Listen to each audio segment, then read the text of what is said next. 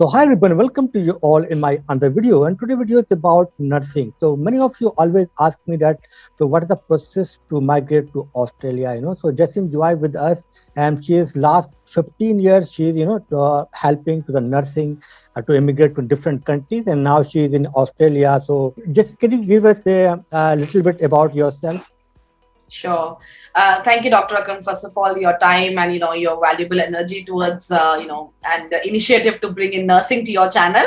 Yeah. So I really appreciate that. So I'm Jesin, everybody, and I'm professionally from India. I was a registered nurse, and then I did my bachelor's and master's in nursing in India, and then I did master's in business administration, and had been working in the corporate sector from a very long time in India before moving to Philippines for 4 years and then moving finally to Sydney, Australia. Okay.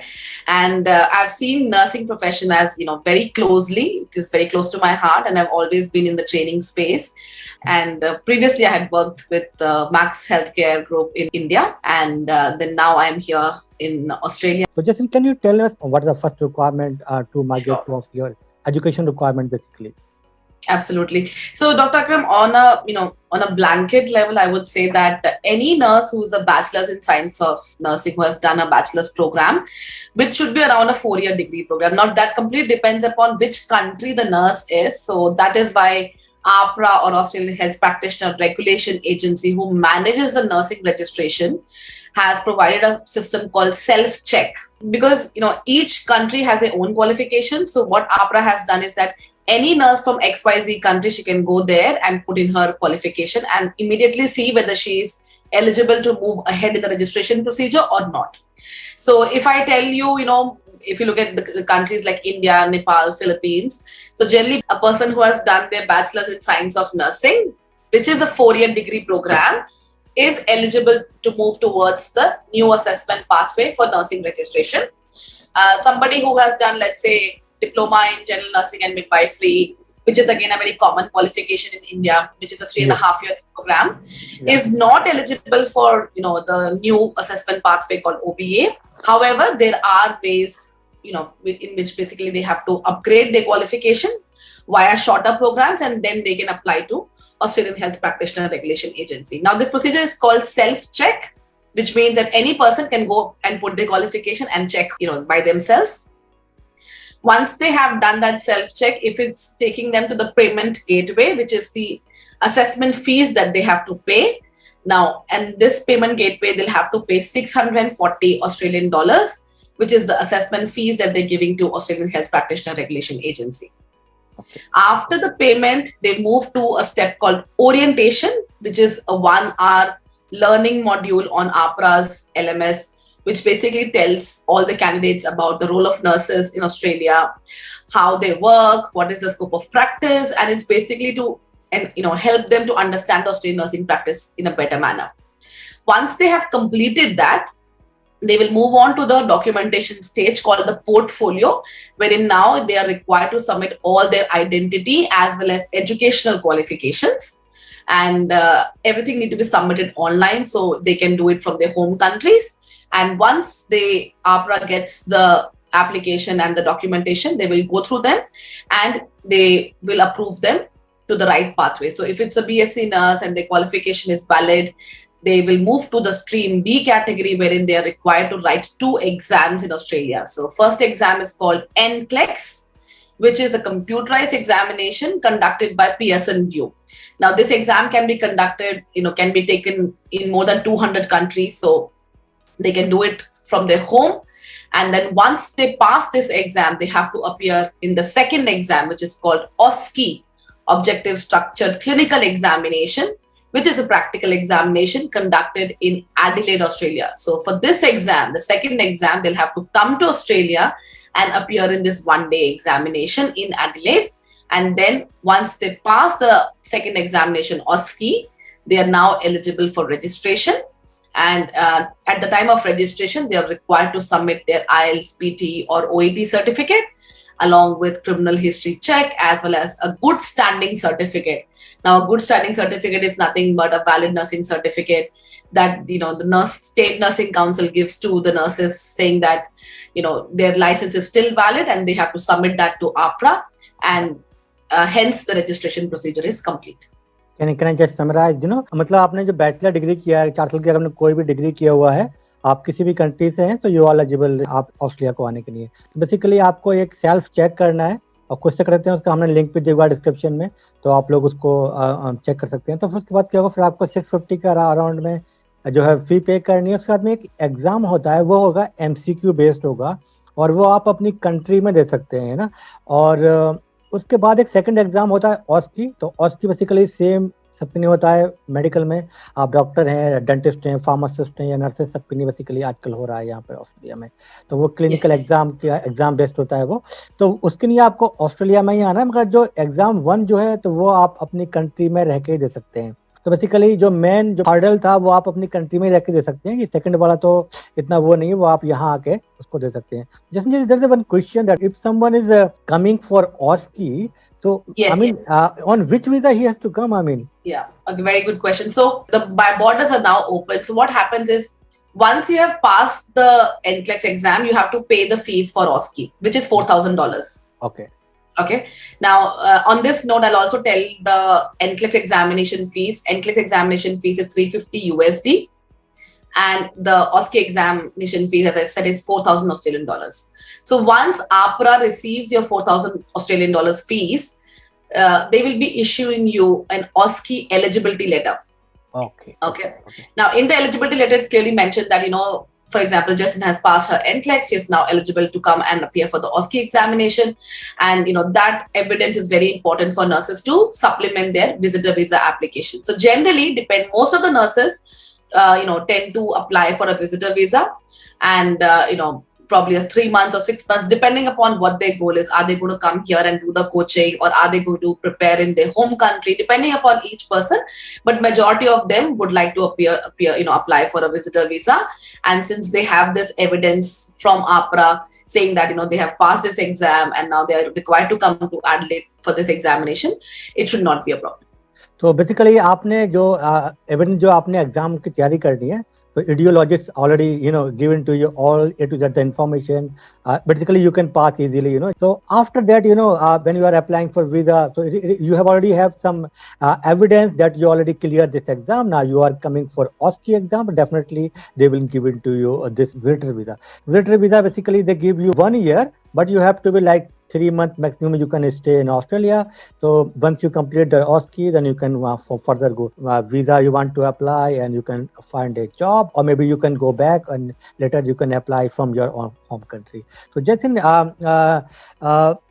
what is the salary in Australia in general in nursing? Yeah.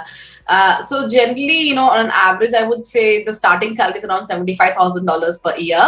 It can range to 100K, 110K, depending upon, your seniority and how you're promoting yourself, like how you're getting promoted.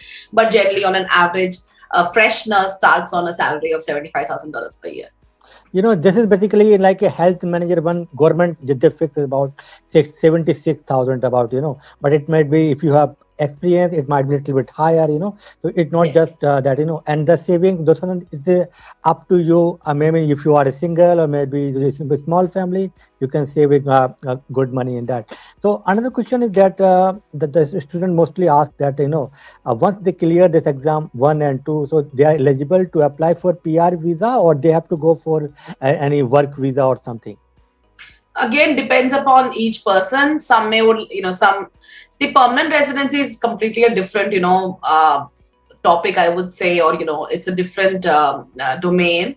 And permanent residency, so many factors are there. Your age factor is there, your spouse's qualification, your qualification, your English score, your spouse's English score. So it depends upon, how many points you have, and you'll have to do, any nurse would have to do a lot of research on, applying for permanent residency. But many nurses initially opt for employer sponsorship, because they start working in the hospital, they start developing that rapport with their administrators, and probably then, figure out a way to apply permanent residency.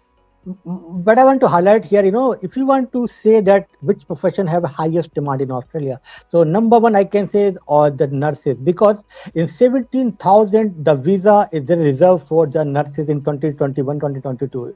So this is the highest number visa they are given. If you are a like pharmacist, if you are a physiotherapist, or if you are any other profession, so highest demand for nursing. So nursing is not that much problem to getting a job or even in the PR, but PR based on your point. If you have high point, you will get very faster. So there are the visa, different kind of visa for PR. So you can have a look yourself, or maybe you can discuss any of the migration agents. So it can help you more.